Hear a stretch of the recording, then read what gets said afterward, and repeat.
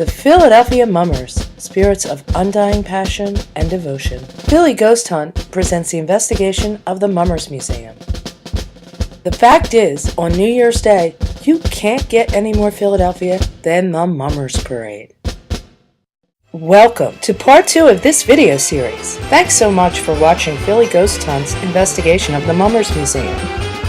We'll begin in the Hall of Fame on the lower level where the parties happen. This area not only offers Mummer celebrations, but is also available to be rented by the public. This was my second visit. During my first visit, I was alone, surveying the museum, gathering evidence. This time, 2 Mummers Museum employees, Eileen and Shannon, and cameraman Mike Jacobs are accompanying me. Later, we'll also invite 2 guests along for a tour. I'll begin, as I begin all investigations, with an introduction and greeting. First, I'll explain who I am and why I'm there. With regard to best practices, I continue by explaining in detail what tools I brought along for communication and how they may be used. The first tool I discuss are dowsing or divining rods. This is where the magic begins. I explain what they are and how they can be used to best serve our purpose. Have no doubt, they are a powerful and amazing tool. When applied in an exact manner, they serve as a direct link for communication connecting to those in the hereafter. Please bear in mind as you watch, they're a bit difficult to film in terms of getting the angles correct. Kudos to Mike for doing an excellent job.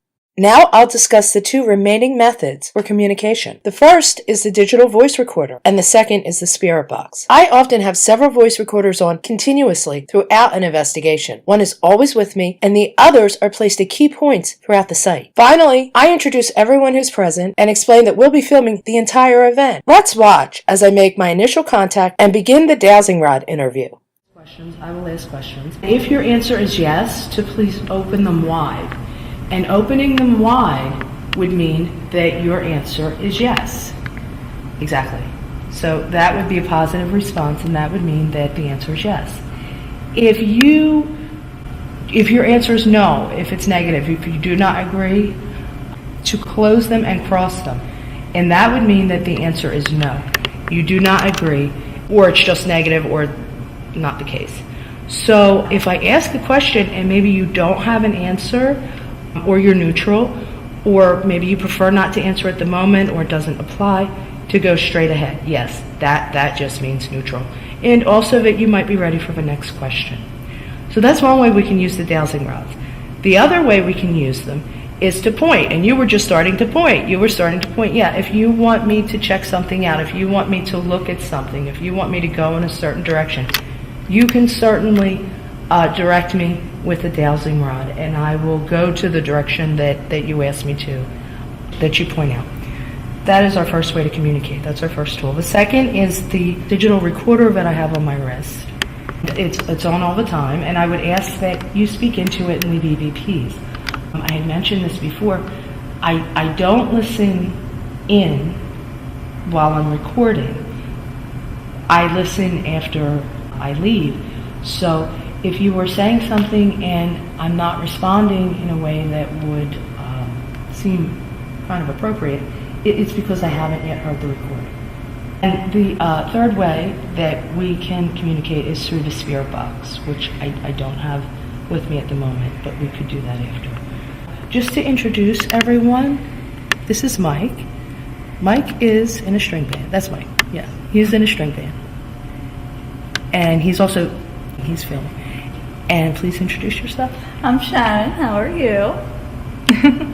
Yes, positive, very good.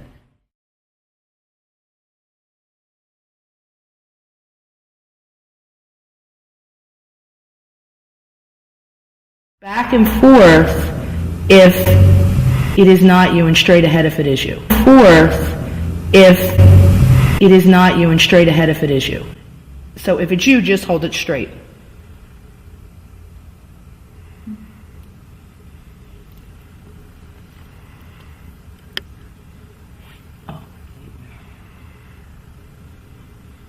Yeah, it's Mario. Okay. Mario, yeah. Mario. Cool. I don't, Mario. I'm losing my Philadelphia accent. Mario.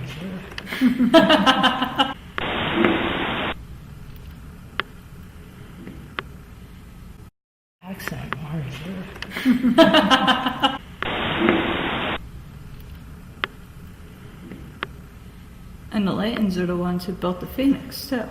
Okay, so it's not Jack, it's not Stanley, it's not Charles, it's not Matthew.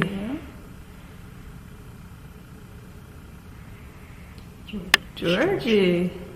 Okay. Yep.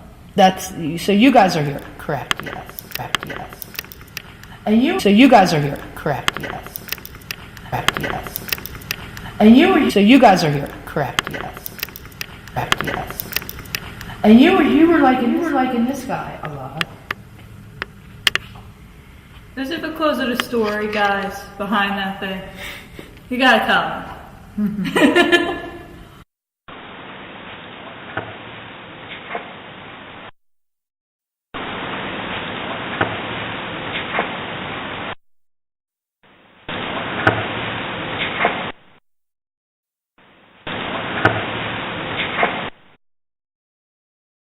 Someone said their picture was here. Here? Is that correct? This is what you meant? And where? Because you were showing me.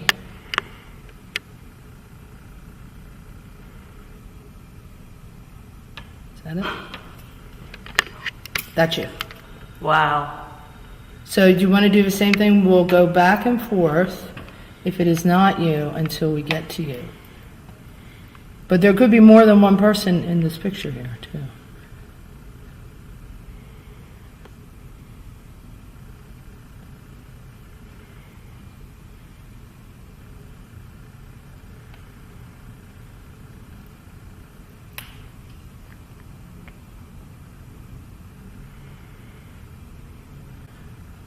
Okay, Captain. Correct? Go. So it is Joe.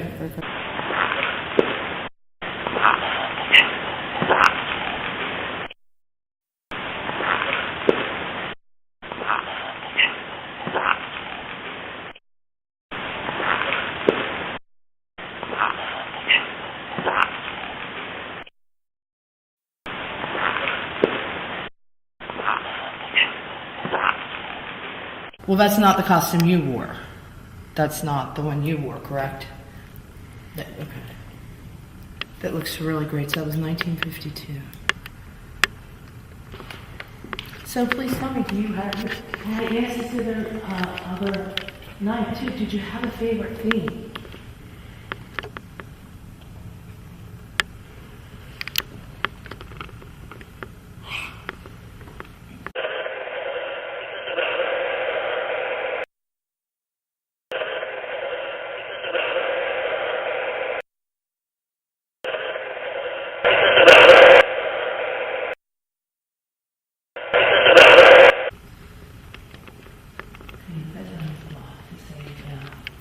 This one too, and this one.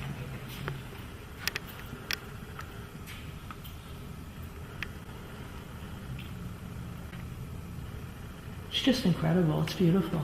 Isn't it gorgeous? And to think it was all hand sewn. Mm-hmm.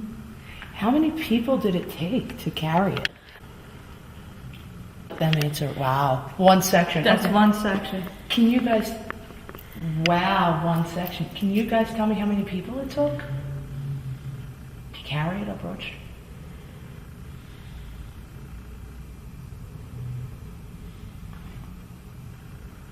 Who worked on it? Can you tell me?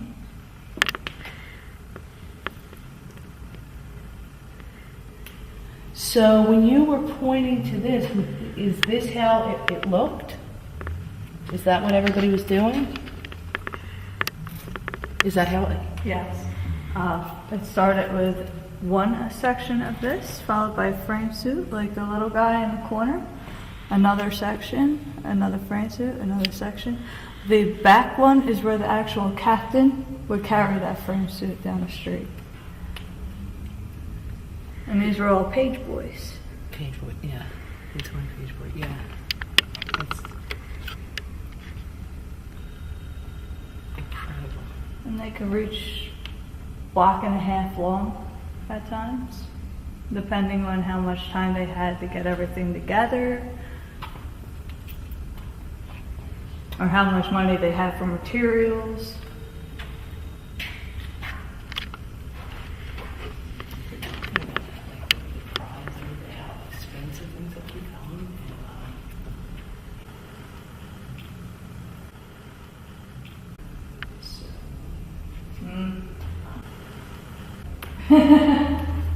But the most expensive group that actually went off the street this year spent $250,000, and they didn't even place first.